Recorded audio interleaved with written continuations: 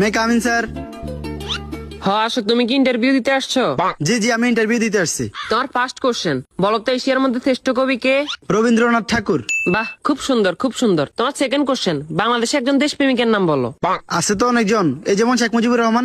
বাহ, genius genius. তোমার third number question, বলো তো বাংলাদেশ কবে স্বাধীন হয়েছে? হওয়ার কথা তো ছিল 1948 সালে, কিন্তু 1971 সালে 16 ডিসেম্বরে স্বাধীন হয়েছে। খুব সুন্দর খুব সুন্দর। তোমার লাস্ট কোশ্চেন, বলো তো আকাশে কয়টি তারা আছে?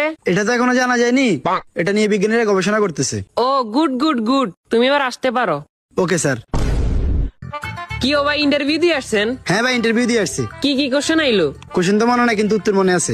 আচ্ছা, উত্তরই কোন? রবীন্দ্রনাথ ঠাকুর, শেখ মুজিবুর রহমান। মাত্র এই দুইটে? না, আরো দুইটা আছে। আচ্ছা কোন? 1948 সালে হওয়ার কথা ছিল, কিন্তু 1971 সালে 16 ডিসেম্বর হয়েছে। এখনো জানা যায়নি, এটা নিয়ে বিজ্ঞানীরা গবেষণা করতেছে। থ্যাংক ইউ ভাই, থ্যাংক ইউ। মে